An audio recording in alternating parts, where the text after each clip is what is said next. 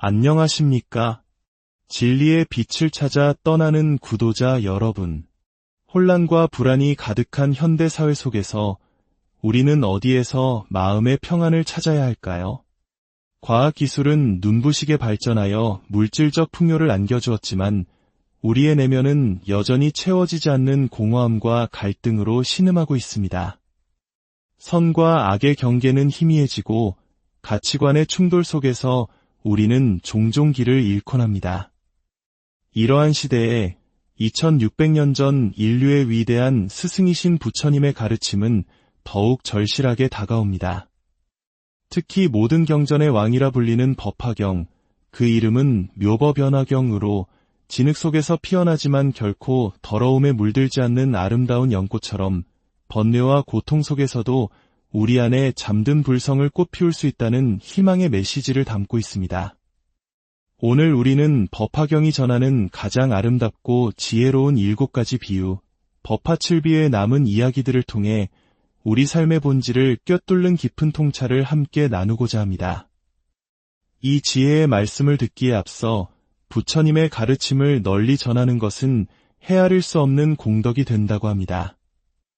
잠시 시간을 내어 이 영상에 좋아요를 누르고 구독을 통해 지혜의 등불을 함께 밝혀주십시오.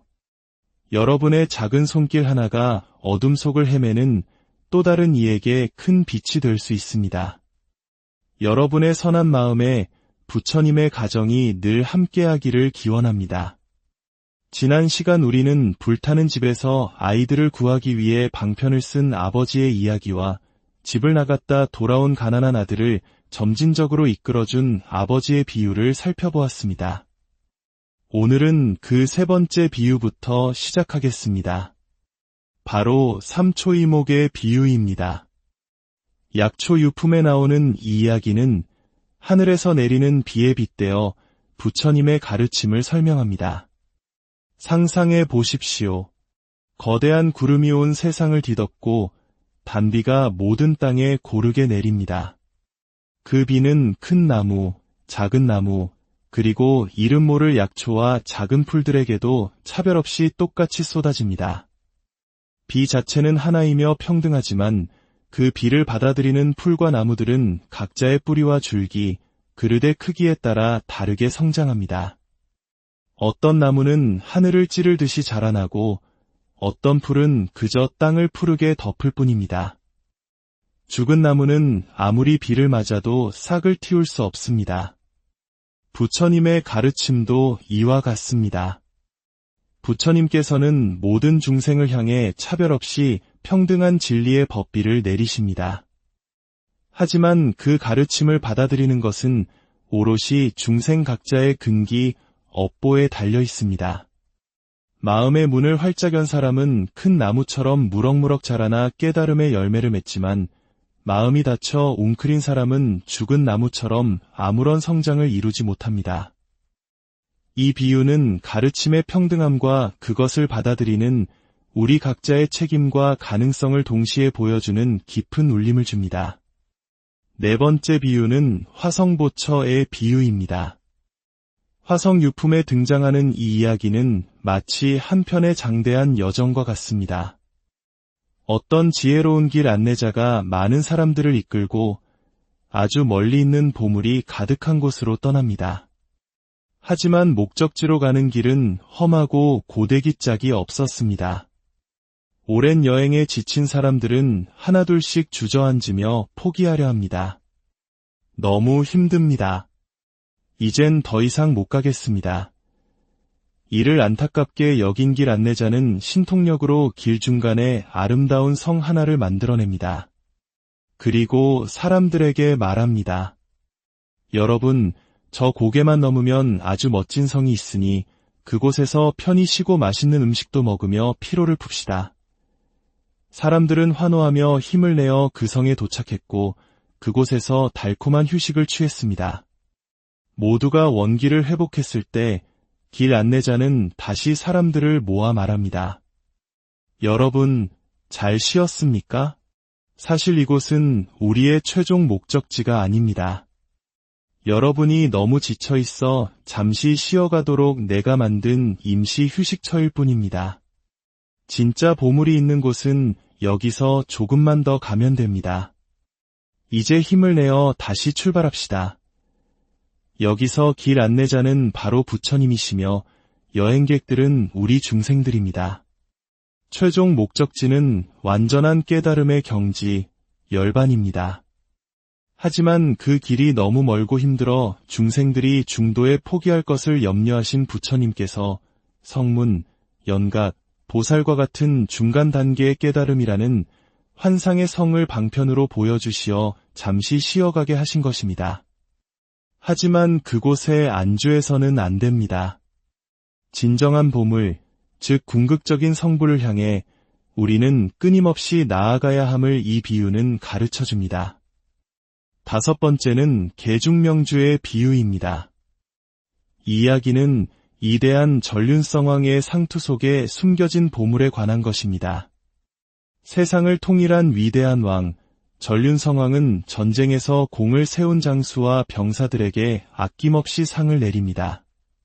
금은 보화, 높은 벼슬, 비옥한 땅까지 모든 것을 나누어 주지만 단 하나 자신의 상투 속에 감춰둔 세상에서 가장 귀한 굿을 명주만큼은 결코 내어주지 않았습니다. 하지만 가장 큰 공을 세워 나라를 구한 한 병사에게는 마침내 그 상투를 풀고 비밀스러운 구슬을 꺼내어 하사합니다. 이 비유에서 전륜성왕은 부처님을, 여러 상들은 다양한 가르침을, 그리고 상투 속 구슬은 바로 법화경이 설하는 궁극의 진리, 즉 누구나 부처가 될 수 있다는 일불승사상을 의미합니다. 부처님께서는 수많은 방편의 가르침을 먼저 설하시다가 마침내 인연이 무르익은 중생에게 가장 존귀하고 비밀스러운 최상의 가르침을 내어주심을 상징합니다. 6번째 비유는 빈인계주의 비유 또는 의중계주라고도 불립니다. 이 이야기는 우리 모두의 이야기일 수 있어 특히 가슴에 와 닿습니다. 한 가난한 사람이 부자 친구의 집을 방문하여 대접받은 술에 취해 깊이 잠이 들었습니다. 그때 부자 친구에게 급한 공무가 생겨 먼 길을 떠나야만 했습니다. 친구를 깨울 수가 없었던 그는 가난한 친구가 앞으로 살아갈 것을 걱정하여 값으로 따질 수 없는 아주 귀한 보배구슬을 잠든 친구의 옷소매 안에 정성껏 꿰매어 주고는 말없이 떠났습니다. 잠에서 깬 가난한 사람은 친구가 떠난 것도 자기 옷 속에 엄청난 보물이 숨겨져 있다는 사실도 까맣게 모른 채 다시 길을 나섰습니다. 그는 여전히 고된 노동과 굶주림 속에서 하루하루를 힘겹게 살아갔습니다. 세월이 흘러 두 친구는 길에서 우연히 다시 마주쳤습니다. 부자 친구는 여전히 남루한 행색의 친구를 보고 깜짝 놀라며 물었습니다. 여보게, 아직도 그렇게 힘들게 사는가? 내가 오래전 자네의 옷 속에 평생 먹고 살 수 있는 보배구슬을 꿰매어 주었는데 그것도 모르고 있었단 말인가? 그제야 친구는 자신의 옷소매를 더듬었고 그 안에서 영롱하게 빛나는 구슬을 발견하고는 탄식과 기쁨의 눈물을 흘렸습니다. 여기서 부자 친구는 부처님이시고 가난한 사람은 바로 우리 중생입니다. 우리 모두는 본래 부처가 될 수 있는 씨앗, 즉 불성이라는 값진 보배구슬을 내면에 품고 태어났습니다. 하지만 스스로 그 사실을 잊고 자신을 가난하고 보잘것없는 존재라 여기며 번뇌와 욕망의 노예로 살아가고 있는 것입니다. 이 비유는 우리에게 스스로의 내면을 깊이 들여다보고 우리 안에 잠들어 있는 무한한 가능성의 보물을 찾아내라고 강력하게 촉구하고 있습니다. 마지막 7번째 비유는 양이병자의 비유입니다. 이 이야기는 자식을 향한 아버지의 애틋하고 지극한 사랑을 통해 부처님의 대자대비를 보여줍니다. 어떤 명예에게 여러 아들이 있었습니다. 아버지가 잠시 타국에 간 사이 아이들이 아버지가 만들어둔 독약을 잘못 먹고 모두 중독되어 고통스럽게 신음하고 있었습니다.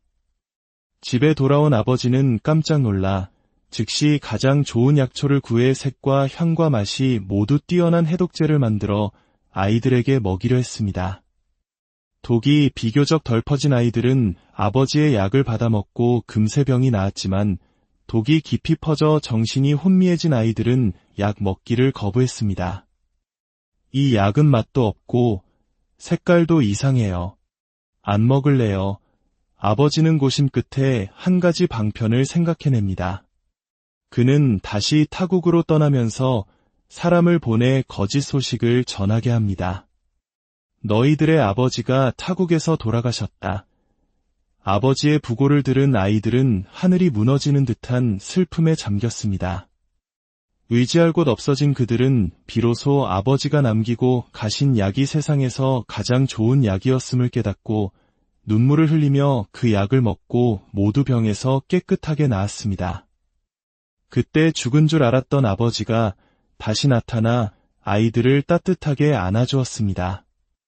여기서 의사인 아버지는 부처님이시고 독약에 중독된 아들들은 삼독에 물든 우리 중생들입니다. 부처님께서 우리에게 아무리 좋은 법문을 들려주셔도 어리석음에 빠진 우리는 그 가르침을 거부하곤 합니다. 그래서 부처님께서는 열반에 드는 모습을 방편으로 보여주심으로써 우리 스스로 부처님의 부재를 느끼고 가르침의 소중함을 깨달아 정진하게 만드시는 것입니다. 부처님께서는 우리 곁을 떠나신 것이 아니라 영원한 법신으로 늘 우리 곁에 머물며 우리를 깨달음으로 이끌고 계십니다. 이 7가지 비유가 가리키는 단 하나의 핵심 사상이 바로 일불승, 즉 오직 하나의 부처가 되는 길입니다. 성문, 연각, 보살이라는 3가지 길은 중생들의 근기에 맞춘 방편일 뿐 결국 모든 길은 모든 존재가 성불할 수 있다는 단 하나의 진리로 통한다는 회삼기일의 사상입니다.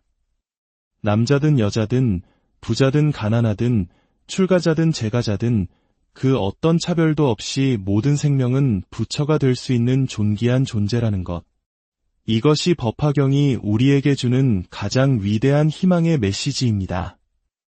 하지만 위대한 가능성을 깨닫는데 가장 큰 장애물은 바로 우리 자신의 마음속에 있습니다. 대장엄 논경에는 이런 이야기가 나옵니다. 어떤 수행자가 사람들 앞에서는 가시덤불 위를 뒹굴며 고행하는 척하다가 보는 눈이 없으면 편안한 곳에서 쉬곤 했습니다. 이를 본 사람이 그렇게 몸을 상하게 할 필요가 있습니까? 라고 빚고자 그는 화를 참지 못하고 더욱 격렬하게 가시덤불 위에서 몸을 굴렀습니다.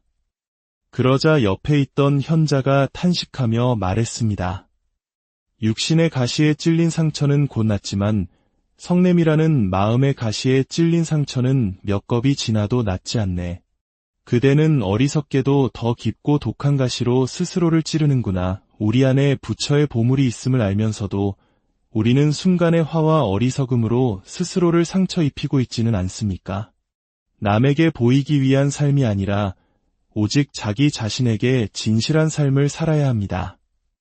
내 안의 성냄과 탐욕, 어리석음의 가시를 먼저 뽑아내야만 비로소 내 안에 잠든 보배 구슬이 그 찬란한 빛을 발할 수 있을 것입니다.